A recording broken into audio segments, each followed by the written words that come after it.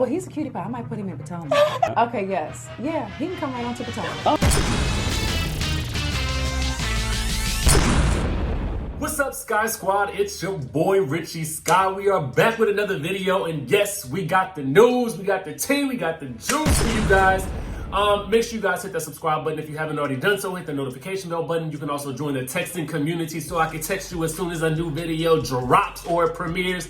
I got it on lock right here. We got the news, we got the juice. Okay, let's go, let's go, let's go. All right, first things first, Sky Squad. First things first, I just want to let you guys know that it is voting day, okay? Voting day in Kentucky, New York, and Virginia. Y'all know what to do. It's time to make your voices be heard. If you can protest, I'm gonna need you to go vote. Let's get these ballots in. Let's do the doggone thing. Let's fight for change. Let's make it happen. You know what I'm saying? Get out there and vote. Get out there and vote. Then post about it and take a friend. You know what I'm saying? More on that as we continue to move throughout the next couple of weeks. Anytime there's some voting going on for the primaries, we gonna be talking about it, okay? Now, y'all's president is out here saying that there is another stimulus package on the way. He says it is going to be very, very generous. You know what I'm saying?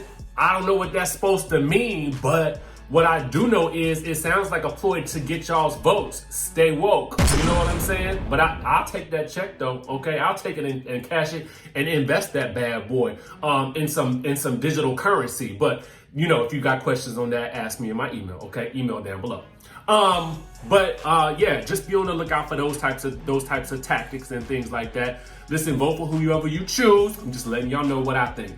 Meanwhile, let's move on to some rumors because, well, first of all, I want to let you guys know we're going to be talking about Nene leaks, our Real Housewives of Atlanta casting rumors, we'll call them right now, but from a very credible source, which we all love. And then we're going to be talking about this whole beef. What's not a beef, really? I mean, it kind of is. I mean, it's an interesting situation that's going down between Claudia Jordan and Tami Feud over Mike Tyson. Oh, yes, we're going to be talking about that. But first things first, let's get into Miss Lanithia Leaks and the cast of Real Housewives of Atlanta, okay? Now, let me go check my notes. I want to tell you guys straight up and down, you know, this scoop comes exclusively from Tamara Tattles. The link will be in the description down below so that you can get all the rest of the tea. But we're going to focus specifically on what's going on with Nene and some of the cast for this scoop, okay? Now, apparently there's a new showrunner, and I'm reading from my notes right here, who wants a lighter and brighter season, okay? Because maybe they thought that last season was a little bit dark. I mean, I didn't really feel like that. I just felt like, well, I'm going to get to that in a second, what I really felt about this season. Okay, so the new showrunner wants a lighter and brighter season, okay? The focus is supposedly going to be on the core four, which is Kenya, Porsha, Kandi, and Cynthia, all right? Now, the core four is nothing new to the Housewives franchise.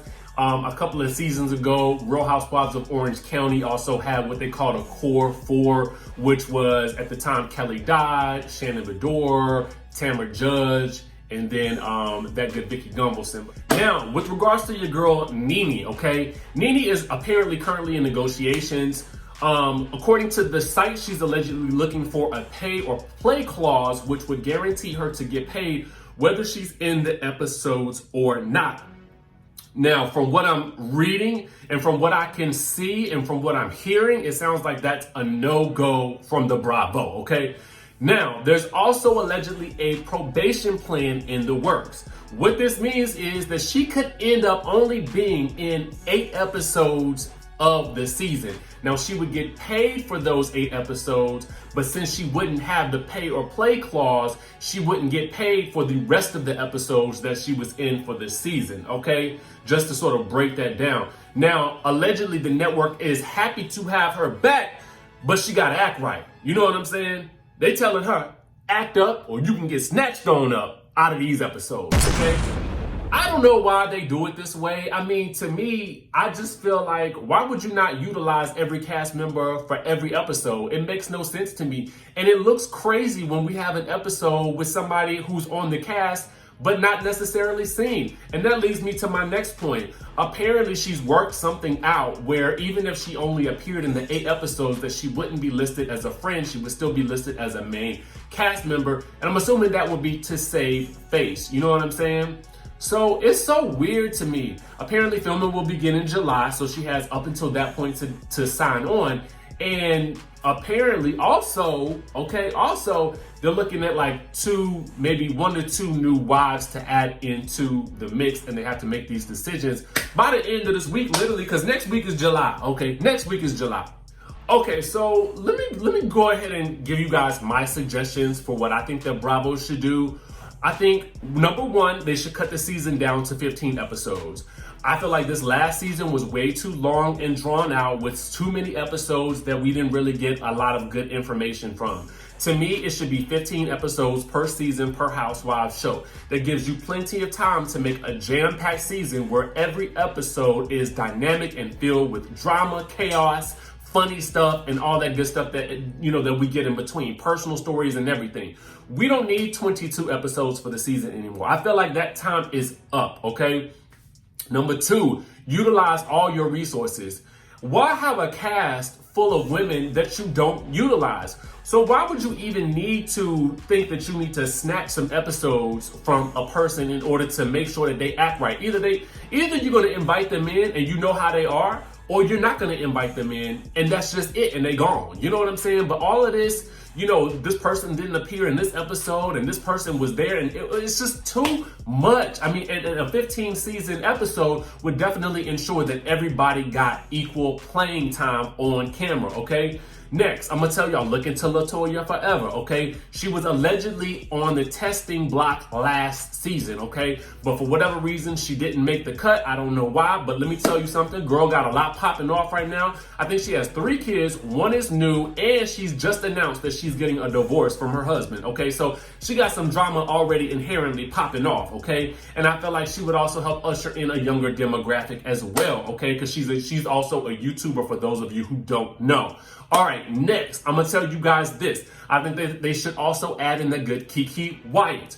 Keke Wyatt, to me, is dynamic. You don't ever know what she's gonna say. She's tried and tested because she's already been on reality TV with R&B divas. She has an interesting family with, interesting family members and dynamics and stuff like that. She got like 10 kids. So the drama is inherent, and she's got some with her ex-baby daddy / husband, okay? And then she has a new man in her life as well. So plus she got a career, and you just never know what you're gonna get with that good Keke Wyatt. So I feel like, y'all sitting on a gold mine in Atlanta with some of these ladies that you could possibly be bringing on. Listen, don't give me somebody that's just gonna come on and sit there, because I don't want that. I want somebody who I don't know what they're gonna do. You know what I'm saying? Anyway, that's just my suggestions. If y'all have some suggestions, put them in the chatterization or put them down in the comment section below.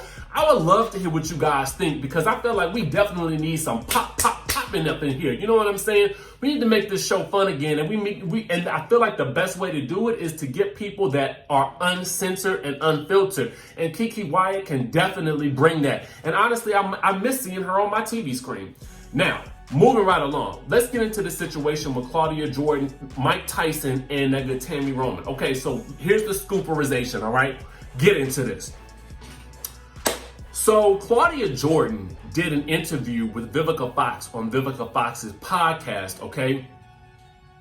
Now in this podcast, I guess they just was talking about past experiences and stuff like that. Well, anyway, apparently Claudia Jordan lets it be known that she was actually in the Mike Tyson violation case. I'm gonna call it a violation, to keep it family friendly, but back in 1991, okay? And she was a key witness, and a hostile witness at that, for the girl in question. Now, the girl was 18 at the time of the violation, and Mike Tyson was found to be guilty. But this is just coming up again in the news because Vivica and Claudia Jordan were talking about it on their podcast. Now, I have placed a link to a video where we kind of discussed that whole situation down below. You guys can check that out right now so you guys can hear it for yourself. But she goes into detail about how, you know, when she had to take the stand, you know, to tell what the girl had told her and all that stuff like that, how he was, you know, hitting his hand and his fist together in the courtroom, and it was all types of crazy. Well, Tami Roman apparently didn't like it when this thing was posted on social media, because she took to social media and she commented. And so here's what she said. She says, I wish this wasn't the time picked to discuss this. We need to uplift and empower and let the past stay there.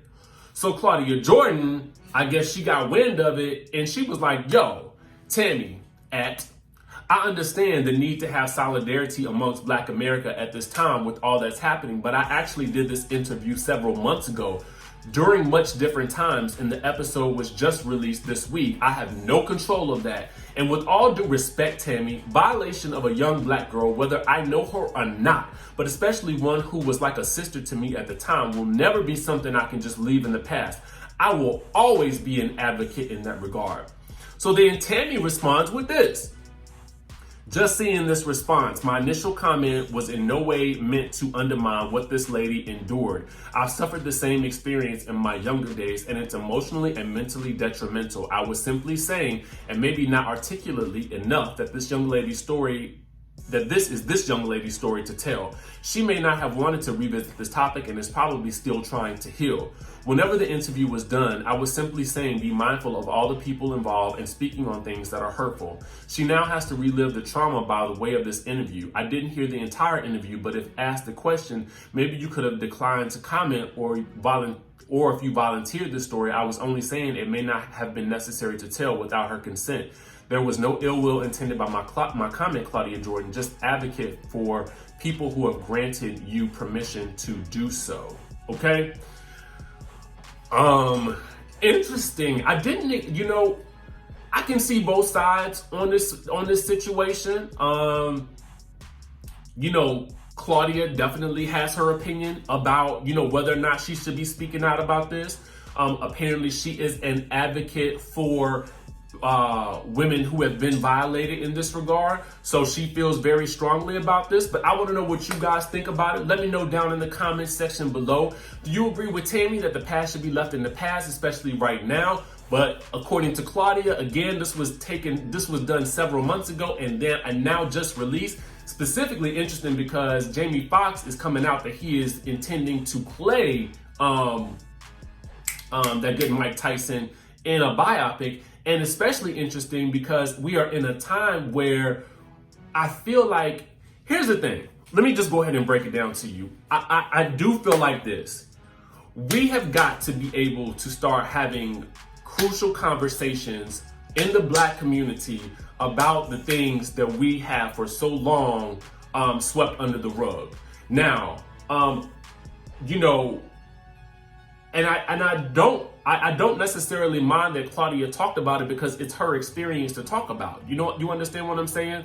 But that's all I got to tell y'all for today's episode. Make sure you guys stay locked into the channel. Check out that entire interview the part about the whole violation thing down in the description link below. Make sure you guys subscribe to the channel, hit that notification bell button, and I will see you in the next video.